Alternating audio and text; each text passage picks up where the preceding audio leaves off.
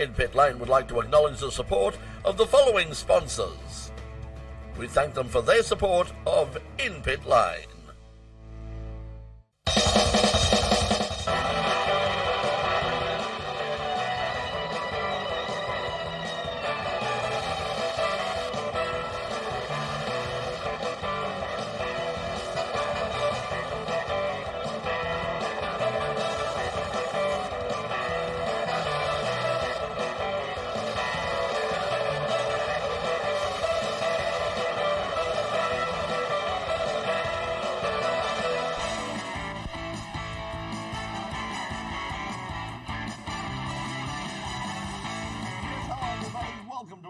Of In Pit Lane. Coming up this week, we've got some action from Sandown, International Motor Raceway from the Historic Sandown. We're also going to introduce you to a brand new category called Mini Muscle Cars, and also the miniature race cars as well. They've been racing with the Australian Motor Racing Series, the AASA Series based out of Winton and Wakefield Park, and we'll be finding out more about that a little bit later on in the program as well. Also, we've got some great live music from Nightlight. They'll be joining us a little bit later on in the program as well. First of all, apologies to those who were watching last week on Channel 31. We had some 31 had some few technical problems with the audio, so for the first time around on Thursday night, everything went very, very quiet. We became a mime program, silent comedy, but it was all fixed later, and for the subsequent repeats during the rest of the week, it was absolutely fine. Joining me once again at the big desk is Craig Doc Gladigo, and Doc, it was did you enjoy your weekend at Sandown? Well, I've thought out, I don't know about you, Brett, but it was an exceptional weekend at Sandown. Didn't quite get the numbers that we usually get there, but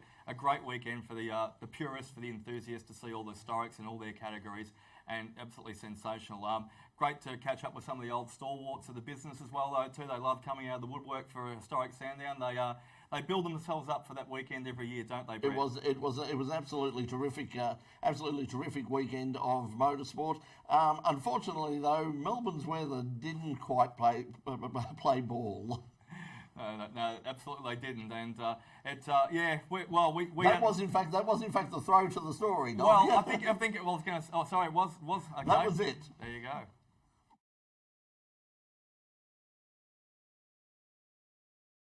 And come back.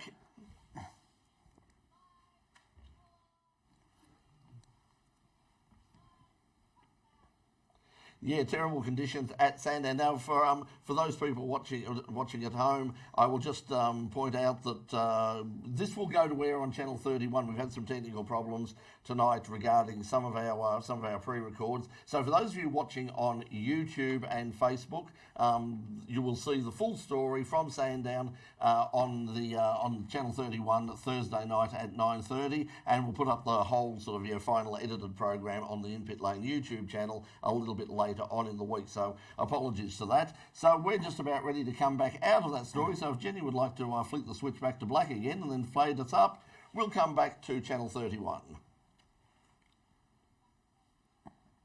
Fine. Well, the Shannons Nationals have announced their calendar for the 2020 season. The year will kick off at Sydney Motorsport Park before ending the year back in Melbourne at Sandown. For the first time, the series will visit Mount Panorama at Bathurst, joining the now traditional 6-hour race for an Easter Festival of Motorsport. Also announced is the calendar for the second season of TCR Australia. The series will be topped and tailed by two major international events. The first will be the running of a TCR Asia Pacific Cup at the Australian Grand Prix meeting at Albert Park. The year will then end with another major international event as part of the 5th Bathurst meeting, which will be run by the Australian Racers Group. And now we go to Doc, on tape.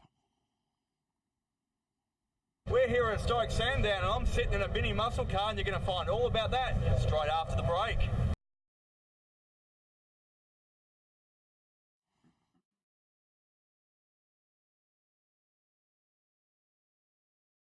Yes, we're just taking a break now, and we'll fill that out. So, as we said, we had a few technical problems here and there. The reason we have technical problems, a bit of housekeeping before we go back to the main program. In Pit Lane has been a part of the landscape here in Australia for the past 24 years. It's the longest running motorsport show in Australia. It's also the only, to this day, it is the only primetime free-to-air weekly motorsport news show. We go, it's gone completely. One thing that I need to explain to people, that people sort of don't understand about Channel 31 and RMI TV and this program, is Channel 31 is not like the ABC, it is not like SBS, it receives not 1 cent of government money.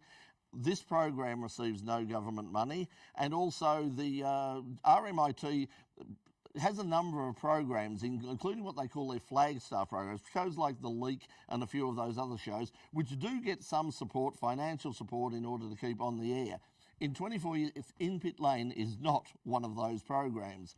That means we're always sort of looking for sponsors. That's why sponsorship is so very important.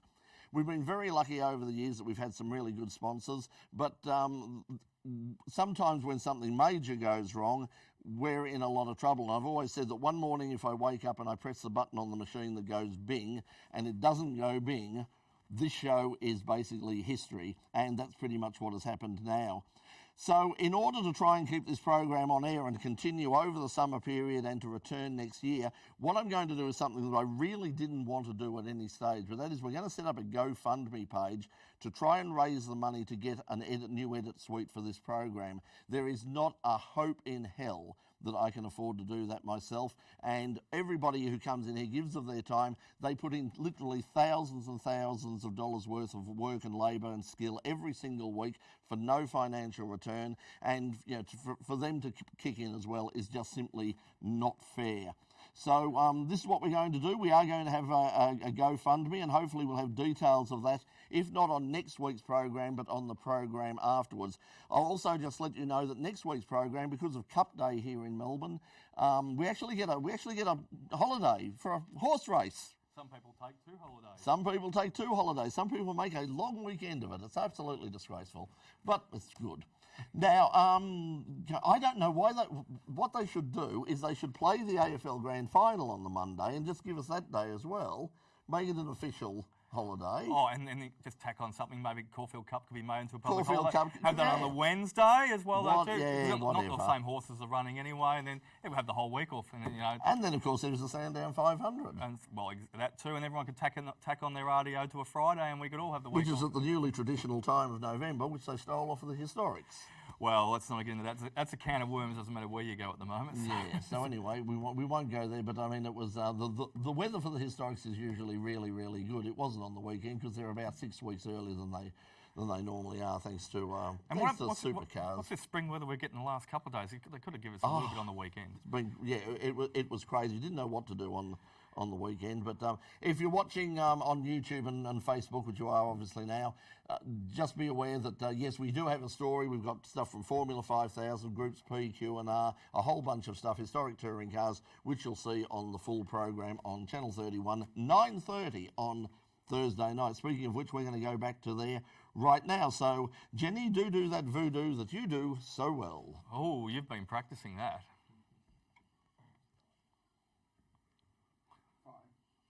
Can't hear her. Welcome back to In Pit Lane. Well, one thing that you notice on the Australian motor racing scene is that there's a lot of motorsport categories. There's all sorts of categories. The question is, do we need another one? Well, we've got another one. This has certainly been the year of new categories, and the thing is, they've actually been, so far, pretty damn successful. TCR has been very successful, always thought it would be. Of course, we've only seen one appearance by S5000 at this stage, but that went off better than I think most people expected as well. Well, there's a new category around the corner. It's going to be part of the miniature race car series. It's called Mini Muscle Cars, and they debuted the first of their cars last weekend at the Sandown Historic, put it on display. It's a very, very nice Falcon XB, and we'll see that in just a moment. But from Mini Muscle Cars, we've got well-known sportsman competitor Gary Roberts, and also from the miniature race cars, Chad Cotton. Gentlemen, welcome to In Pit Lane. Thanks, Brett. Thanks for having us.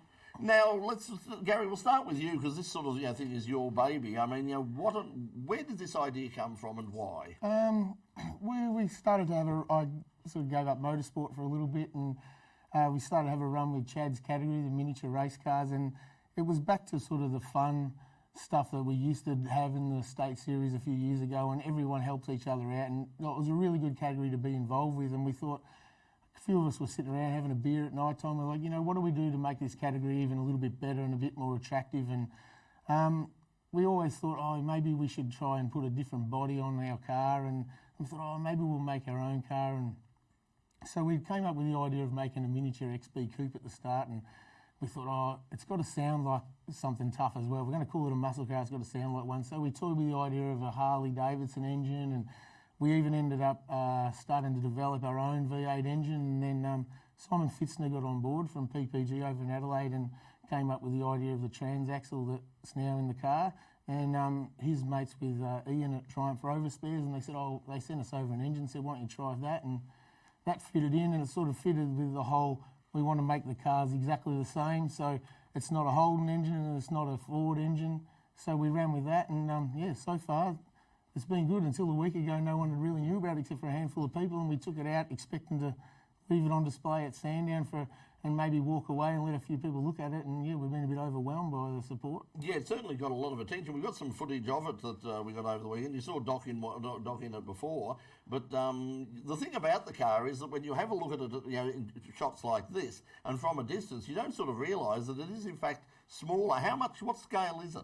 It's pretty much exactly 80%, and we tried to keep true to that. We tried to not make it a cartoon thing. We really wanted it to look the part, and the boys down at True Blue Restorations did an amazing job on the panel work for us to paint it up and really make it look, So what are the panels? Are fiberglass? All fiberglass. The whole body's fiberglass on a space frame chassis. So, as you know, Brett, being from sports hands, I sort of... Now, also, I did ask you a few of the details, but I'm sure there's plenty more to tell us tonight. Thanks for joining us, Gary. The weight of them as well, though, too. It's not just an 80% scale. It's also a very light car and well balanced as well, too. Yeah. So there was a few things we wanted to do. We decided that the car really needed to have 2 seats in it. We wanted a miniature car, but none of the other miniature cars have 2 seats. So I think we're losing a lot there by not being able to take people for rides and get them involved in the category a bit more. So I thought we'll make a 2-seater car, and to do that, we needed to put the gearbox in the back, so a transaxle. And we still wanted to make that sort of 50-50 weight and wanted to make a proper race car out of it. So that's what we've ended up with. Chad, where do these cars fit in with your series? Well, we started the series about 8 years ago to accommodate the older Aussie racing cars that everyone's familiar with. And there's a lot, and there still is, sitting in garages around the country. And there's another chassis that a lot of people don't know about, which is called a Future Racer, which was basically brought on by Peter Brock. It was a Peter Brock and Radcliffe. They made it together, and they basically made that car to compete against the against the Aussie racing car. But it never became what they wanted it to be. So the category came together. You probably heard about the Legend cars as well. So we basically have the category for those 3 cars. Now, we've been doing that for 8 years, and we've picked up competitors. We've lost competitors. We've got new people on board, and I think the core that we have now is sensational. We have about 16 drivers, all with big teams, which is pretty cool. But we do it on a privateer budget. And the guys came to me just over a year ago and said, Chad, we're thinking about doing our own cars. Now, anything that Gaz comes up with is going to be a good thing, and they sort of showed me some ideas they had, and I said, go for it, this is going to be a good thing. And as Gary says, we've only got 1 seat. So the V8 supercars and even the TCR cars, they have 2 seats. They can get sponsors and do ride days. We can't do that. We can only ever show them footage. And the cars are very temperamental, being that they run motorcycle engines. So what Gary and his team came up with was phenomenal, and I could see a place for it in miniature cars, not if only just for that. The thing is, Gary, as you say, if you have a look at this thing, apart from the size, it is basically a sports sedan. It's a traditional sort of space frame sports sedan. Just quickly, we've got to get to take a break, but is it that much cheaper to build and make it this scale than building something like a full-scale sports sedan of that size? Probably not so much to build it, but the running costs. We wanted to make a nice lightweight car. Hopefully, we're hoping that engine will take at least 3 years. of competition. We're not putting a heap of power through it because of the weight. So that was the whole And idea. because it's a rover engine. Yeah, exactly right. And we just wanted to make a strong, reliable car. We wanted to make the racing cheap and affordable for people to get into and really enjoy it, get back to enjoying it. So first of all, before we go to the break, where can people find out more about these? Check us out on Facebook at Mini Muscle Cars and minimusclecars.com.au. Chad, just quickly, your site? We're Facebook based, so find us at Miniature Racecars on Facebook, and if you've got any questions, we'll get back to you straight away. Okay, cool, guys. Thanks for coming in. We're going to take a break now on Channel 31. But when we come back, we'll have what's happening this weekend in motorsport and all the local and international news. Don't go away. We'll be right back. This is In Pit Lane. Okay, can we get the band in, please? And we'll fire up. Welcome back to those of you watching live on YouTube and Facebook. So for those people who are watching out, the thing I said at the start that when I saw this come up, the first thing I thought was, oh God, not again, not another expletive deleted category. Why do we need so? Australia has more racing categories per head of population than anywhere in the world. Why do we need so many categories? I've got to be honest with you, Brett. When we first started talking about the idea, I was probably the biggest one against it. I thought it was a ripper idea, but exactly like you say, I thought, there's plenty of places to run. But we just wanted to not really create another category at the start. Just the idea was to just enhance what we already had in miniature race cars and get a bit more, variety in there. And like we were saying earlier, have something so we can take passenger rides and stuff. And like I said, our plan was originally to build a couple of cars and see what's going on, which was what we've got. We've got a couple of cars now, a HQ Coupe and the XB. I was going to say, with that, you've obviously got the purists in mind as well too, Falcons and Yeah. Holdens, sorry, Fords and Holdens. Are you able to expand that on the horizon as well though too? Because I mean, you saw the Aussie Racecars years ago. They went from the the traditional lines, and they had a Toyota Camry in there, and then they had another one. There was 4 or 5 by the end of it as well, though, too. Yeah. Are you keeping your not keeping the blinkers on? You're keeping your options open. Yeah, we'll keep the options open. We really want to make true to what we started with and make the cars not look cartoonish. So as long as it fits on our base chassis, so we don't have to modify that too much. And and Aussie Muscle Cars, really, that's what we want to keep it to. So very good. Sky's the limit. One of the things that they're doing is a lot of people have asked about the A9X. And it's not going to work because if you have a look at the scaled properly, a real 80% scale, so the wheelbase and everything's correct. So if you had the same size A9X out there with an XB Coupe, exactly, like Gary says, it's going to look cartoonish. If you're doing an XU1 Toronto, it'd be about 50% scale, wouldn't it? That's right, yeah. So you'll have one that's obese, you're not going to. You'll have to expand that one, make it bigger. Absolutely. As distinct from the supercar Mustangs, which are so beautifully proportioned.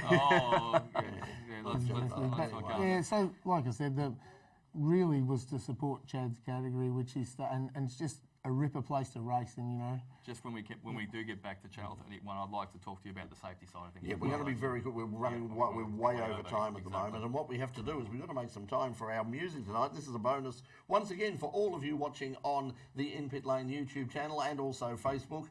And they'll also be taking us out on Channel 31 a little bit later on in the program. The band tonight is Nightlife. They've just released their new single, which is called Angel, and that's what they'll be taking us out with later on tonight. Now, you'll see they're performing at Wrangler Studios. It's an all-age gig coming up at West Footscray Sunday, the 24th of November at 2 p.m. Do you have to wear jeans there? I don't know. Wrangler? I haven't seen Wrangler. Yeah. No, I haven't seen Wrangler jeans for 8 years. Going back in time, we're showing our age now. Oh, we are. We are, but anyway, we're going to, as I said, bonus song from Nightlight tonight, and the girls are going to play us right now during the break with their song D.I.E. This is Nightlight.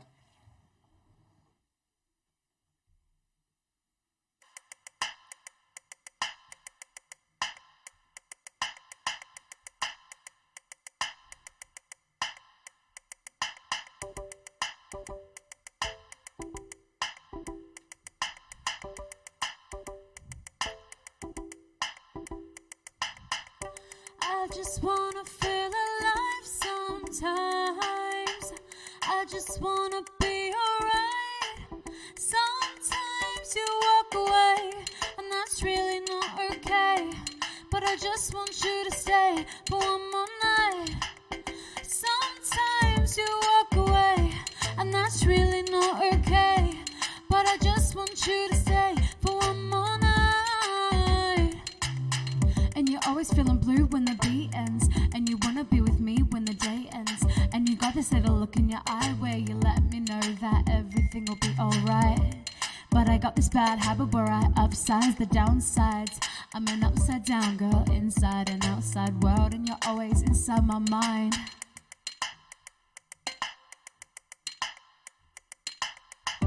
I just wanna feel alive sometimes. I just wanna be alright. Sometimes you walk away, and that's really not okay. But I just want you to stay for one more night. And you want me to fall asleep or flat. And I want to, but we both know that there's no way back. And I want you, but do you want the same? I just wanna feel alive. Oh please, would you listen to me sometimes? You're really trying to make me feel alright. Turn out the lights, getting ready for the intimacy of the night. And it's not what I wanna feel. You know that this isn't really real. You are not real, this is not real. And I wanna be just like the others, like me inside. Don't wanna feel insecure when I'm on a ride. And I'm not ready to die, yeah, it's such a bad word. And you never wanna say it, and it's such a bad world. But you never wanted to live in it, but you'll be okay in a minute. What's wrong with this? D-I-E, we're all gonna D-I-E now. But that's alright, that's okay, that's alright now. That's okay, that's alright now. Do you wanna fall asleep in the cab now? But that's alright, that's okay, that's alright now. You wake up and find it's all a dream now. Do you wanna fall asleep to the beat now? And you want me to fall asleep or flat. And I want to, but we both know that there's no way back. And you want me now, but do I want the same? I just wanna feel alive.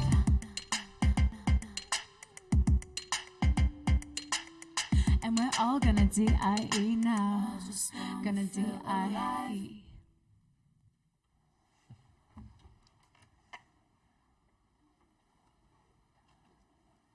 That wasn't over, but that was not the end of the program. So No, absolutely not. We are still here. We're not dead yet. That was the song "Die," but yes. that was Thank you to Nightlife. They will be back joining us at the end of the third break on Channel 31 with their single "Angel."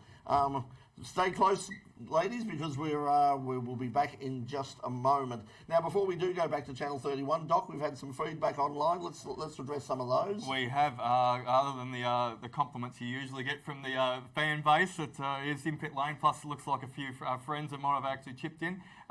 Probably the standout question would be is why the Rover V8, please, guys? Why the Rover engine? Chad can answer that one. No, mate, it was mainly physical size. We tried a couple of others. The lightweight, the Toyota engine that they make an aluminium V8 was a bit big in the cylinder heads. And also, it's a nothing engine. It's not a Ford, it's not a Holden, so we have the same engine in both, and hopefully neither of the people, the Holden or Ford fans, will get upset with it. And what about the reliability? Because I mean, Rover and English engines in general don't have a stellar reputation for great.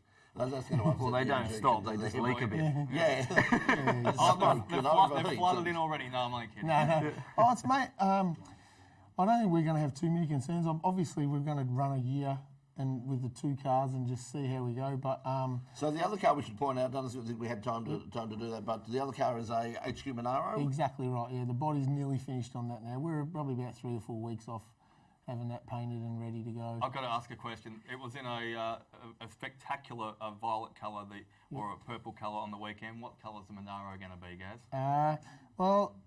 As a tribute to family friends of ours, I've spoken to Karen Jane, and she's quite happy that we're going to paint it as a tribute to Bob, the late Bob. We're going to paint it orange and sticker it up like the Southern Motors HQ. So the Traditional orange or a burnt Sebring orange? orange? Yeah, the Sebring Sebring orange. That orange, was yeah. Bob's. Sebring orange, Yeah, yeah. with Bob's official. Any particular official number cover. going to go on it as well? Oh, we'll put Bob's number on it. Are you for going to sure, put Bob's yeah. number on? Sensational.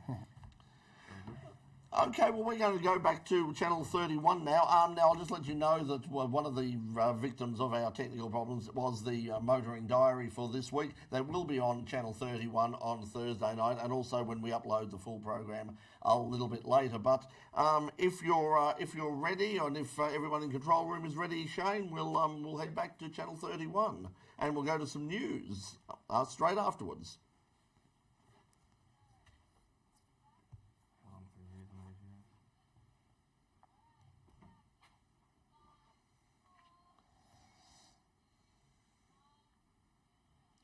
Well, a big weekend of local and national news, and let's find out what happened with the In Pit Lane Motorsport News.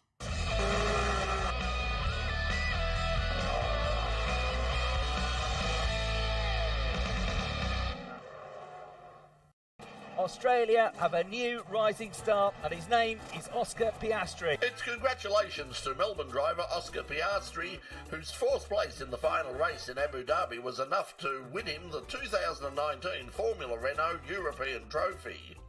The young Melbourne driver had won multiple titles in karts locally before moving to Europe in 2015. It was Piastri's second year in Formula Renault, and he claims the victory on the back of 6 championship race wins, including a double at the famous Silverstone Grand Prix circuit. Like most talented young Australians, though, the million-dollar question will be, where to next? And the answer, as usual, will depend very much on the sort of corporate support he can achieve from his home country. We wish him the very best. Ford Tickford Racing will pay tribute to one of the most famous cars in Australian motorsport with a special tribute livery at November's Sandown 500 Retro Round. The car of Chaz Mostert and James Moffat will pay tribute to Alan Moffat's Trans Am Mustang, which debuted at the circuit some 50 years ago. The tribute livery is obviously a particular highlight for James, who has great memories of the Mustang, despite the fact that he was born long after the famous machine was retired. Marc Marquez continued his astonishing winning streak with victory in tough conditions at Phillip Island for the Australian MotoGP. It was a dramatic victory for Marquez, who took the lead on the final lap after overtaking Maverick Vinales, who crashed at Lukey Heights while trying to retake the lead. Vinales crash elevated Cal Crutchlow into second place and gave Aussie rider Jack Miller his first Australian Grand Prix podium. The win to Marquez means the Spanish rider now has 55 victories in the Premiership class, moving him ahead of Mick Doohan and behind only Valentino Rossi and the legendary Giacomo Agostini. Martin Truex Jr. has earned himself a spot in NASCAR's end-of-season championship playoff race with victory at Martinsville Speedway last Sunday. Truex dominated the race, leading 464 of the 500 laps. In a race with few, if any, major changes, Truex was never in any real threat after taking control after the first round of pit stops. William Byron and Brad Keselowski were second and third, with Denny Hamlin finishing fourth. Once again, the main excitement in the race was yet another driver confrontation, this time between Hamlin and Joey Logano. NASCAR officials penalised Team Penske crew member Dave Nichols Jr., who will serve a one-race penalty as a result of the confrontation and get an invite to train with the WWE. And a brilliant drive by Lewis Hamilton has given him victory in last Sunday's Mexican Grand Prix.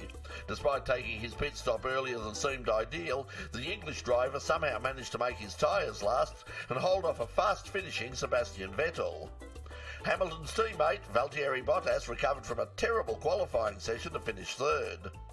Hamilton now needs only 4 points to wrap up the championship at the next round, the US Grand Prix at the Circuit of the Americas next weekend.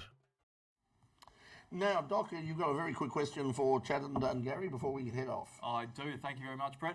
Look, just safety is paramount in any category. Can you just tell us the specifications or what you're sticking to that, and when do we expect to see him racing?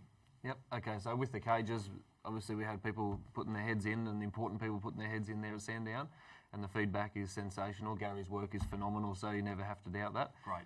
Couple of little tweaks that we need to do to make it A1 spec for cams, but at the moment it's on the money. So 90% there.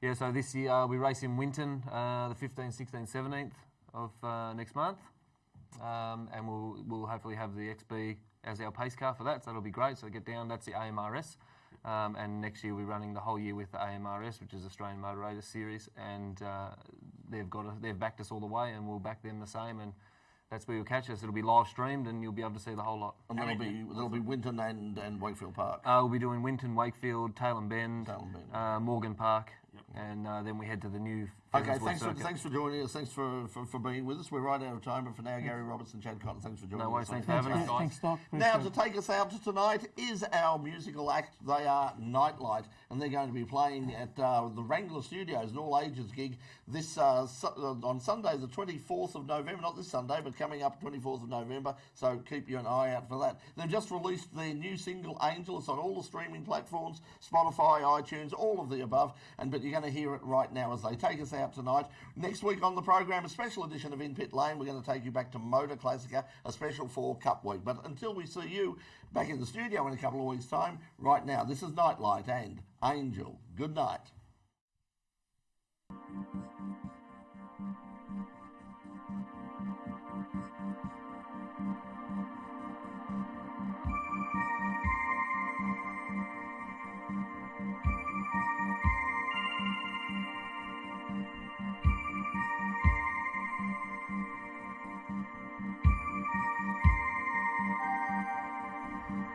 I'm no angel,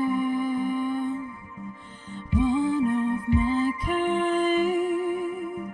Wings were broken, I fell into your love. You're no angel, one of my kind. Words unspoken can change this if we try. I'm so thankful that you're no angel. You're no patience, but you're in love with me. Oh baby, it's all love. Right now I know for sure it's okay. And when I'm insecure, you love me there. Right there and everywhere. Sometimes life's not fair, but I don't care. We'll take tonight back to your place. Just promise me this love will stay. I might be wrong, I might be right before tonight. Don't think about the times that pass. Let's focus on the ones that last. Just stay with me, let me reveal how this could feel. 'Cause baby, I'm so thankful that you're no angel. You tried my patience, but you're in love with me. Oh baby, it's all love. Right now I know for sure and it's okay. And when I'm insecure, you love me there. Right there and everywhere. Sometimes life's not fair, but I don't care.